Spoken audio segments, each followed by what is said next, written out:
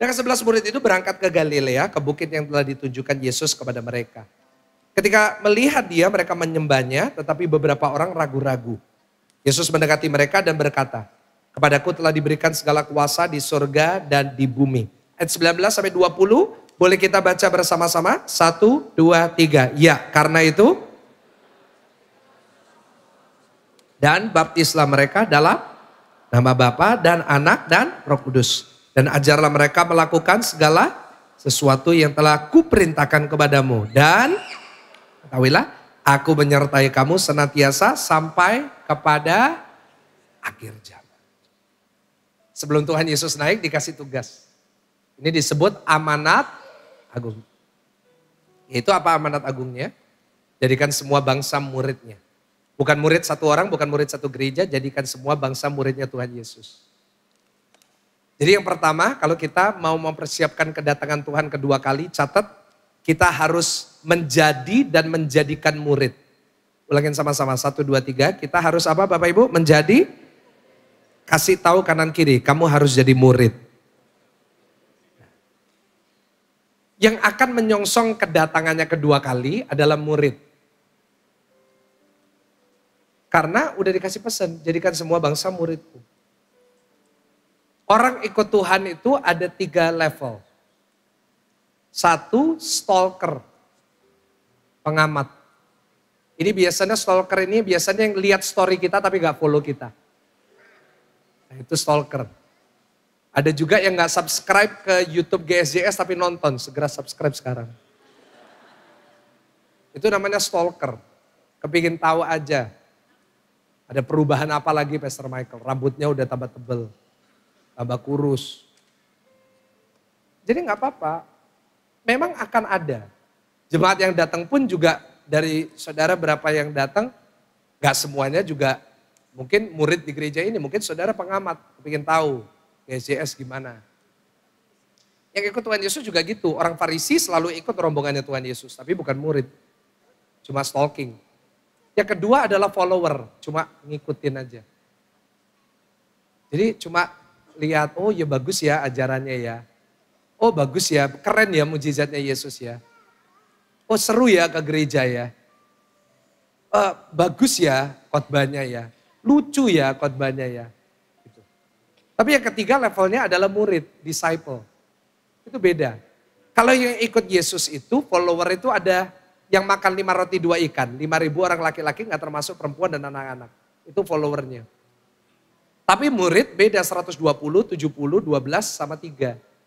120 orang yang melihat Yesus naik, 70 orang yang diutus 2222 ke 35 kota. Lalu ada 12 rasul, ada 3 yang selalu bersama Yesus kalau dia berdoa. Ada Yohanes, Petrus, Yakobus. Murid beda. Karena kalau follower pada pergi semuanya. Yang 5.000 jadi 4.000. Dari 4.000 jadi 3.000. Menurun terus. Karena follower akan unfollow saat dia lihat sesuatu yang dia gak suka. Dikatakan setiap kali Tuhan Yesus ngajar sesuatu yang keras, mereka keluar, mereka caw, mereka pergi. Tapi yang Tuhan mau adalah kita ini jadi murid, bukan jadi follower. Boleh katakan amin Bapak Ibu? Karena itu di Alkitab lebih banyak kata murid daripada follower. Lebih banyak murid daripada pengikut. Di Alkitab 261 kali pakai murid. Pengikut cuma 100, Kristen cuma 3. Karena itu kalau KTP kita Kristen itu gak punya arti apa-apa sebenarnya. Karena di Alkitab cuma 3 kali. Gak punya arti kita KTP Kristen apa Kristen. Gak terlalu berdampak kalau menurut Alkitab. Yang berdampak, yang punya arti adalah kalau kita jadi murid. Boleh katakan amin? Nah karena itu visi GSJS Pakuan Mall itu apa? Visinya gereja kita bagi saudara yang gak pernah tahu atau saudara jemaat baru, visinya GSJS adalah menjadi murid Kristus yang berdampak. Ulangin sama-sama, 1, 2, 3. Menjadi apa? Jadi visi saya buat semua jemaat yang ibadah ke sini, saudara semua jadi muridnya Tuhan Yesus. Dan saudara keluar pasti berdampak. Dampak itu gak usah dikejar. Dampak itu pasti nanti otomatis kalau kita jadi murid Yesus. Nah, selama ini mungkin saudara belum jadi murid. Tapi hari ini kita harus mulai belajar, saya mau jadi murid. Boleh katakan amin? Boleh tepuk dada saudara, katakan saya mau jadi murid. Cirinya murid Kristus apa? Ada 3. Yang pertama, teachable. Ulangin sama-sama apa Bapak Ibu? Teach, mudah diajar. Gampang dinasehati, seperti khotbah saya minggu kemarin. Masih ingat ya? Jadi orang yang mudah dinasehati. Dan saya bersyukur hari ini udah dikit yang senggol-senggolan Bapak Ibu Saudara ya. Udah gak banyak yang nyindir-nyindiran. Kita harus mudah diajar. Kita harus mau belajar dan mau diajar. Belajar apa? Belajar firman. Karena itu saya berdoa kalau saudara mau jadi murid yang mau katakan amin. Harus suka firman. Harus cinta firman. Harus suka dengan firman Tuhan. Banyak orang salah, banyak orang ke gereja gak jadi murid. Kelihatan di mana? Waktu pujian penyembahan semangat. Tapi waktu dengar khotbah dia gak mau dengar. Percaya dengan saya, orang yang gak mau dengar khotbah itu bukan murid. Orang yang gak suka dengar khotbah, orang yang gak suka baca firman, itu bukan murid Kristus. Kelihatan murid itu yang mana? Saya kalau khotbah, saya sambil ngeliatin jemaat. Oh, ada yang murid, ada yang follower. Kelihatan dari mana? Kalau sesuatu menarik baru lihat khotbahnya. Oh, wah, terus habis itu balik lagi. Tapi kalau murid beda. Dia suka firman, dia belajar apa lagi yang aku mau. Dia suka sama firman. Doa saya di tempat ini, jemaat GSJS, kita menyembahnya luar biasa, dengar khotbahnya juga luar biasa. Boleh katakan amin? Semangatnya juga beda. Semangatnya juga mantap gitu. Pujian penyembahan nyanyinya suara keras, kalau dengar khotbah aminnya juga keras. Doa aminnya kok tetap gak keras saudara. Amin? Iya. Harus suka firman. Saya berdoa ya, kita tuh makin hari makin mau diajar firman. Firman itu didengar, dilakukan, diceritakan. Yang kedua, yaitu kita jadi seperti Kristus. Murid Yesus itu pasti ujung-ujungnya jadi seperti Yesus. Murid itu pasti mirip sama gurunya, setuju gak sama saya? Gimanapun murid itu, dia mau lakukan apapun, seharusnya yang benar murid itu jadi kayak gurunya. Saya punya guru, saya mirip banget sama guru saya. Saya punya guru dalam khotbah, saya mirip banget cara khotbahnya.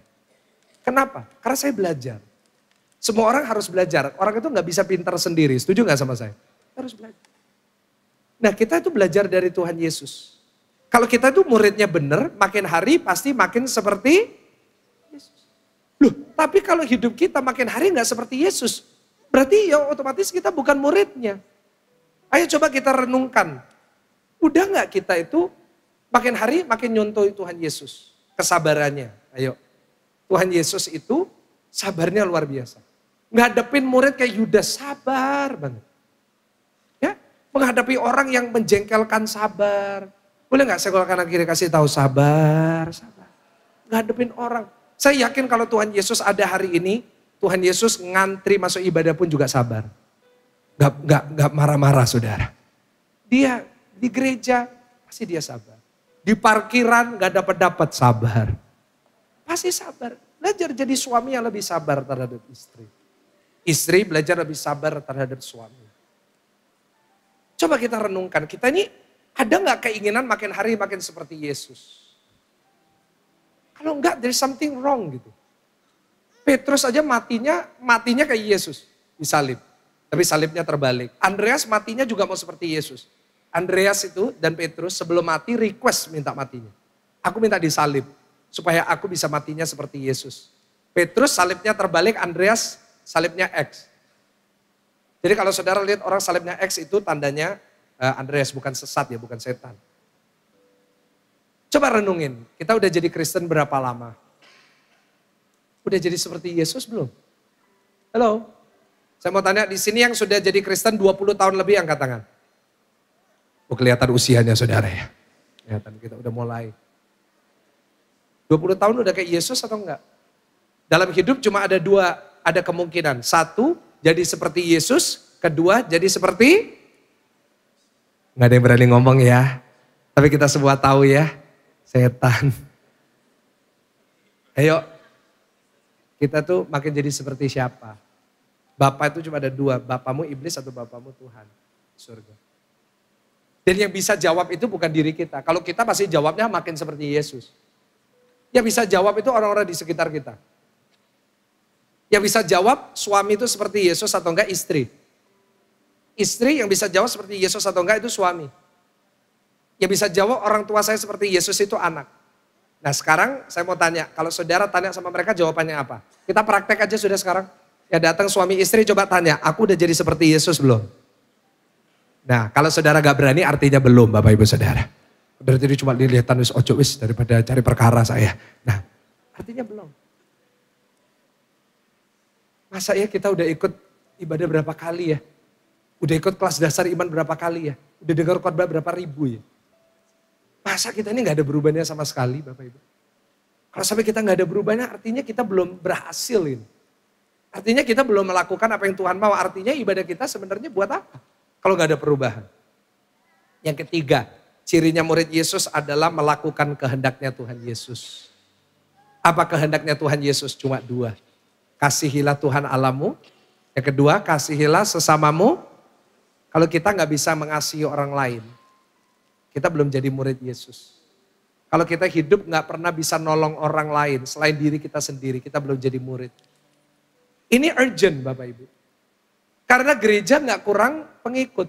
Kekristenan, agama Kristen gak kurang pengikut. Pengikutnya banyak. Tahu gak Kristen itu agama terbesar di dunia. Tapi gak semua pengikutnya jadi murid. Tapi doa saya minimal gak tahu di luar sana. Tapi minimal di GSJS berapapun yang dipercayakan kepada kita. Semuanya menjadi murid Kristus yang mau katakan amin. Tepuk tangan yang lebih luar biasa.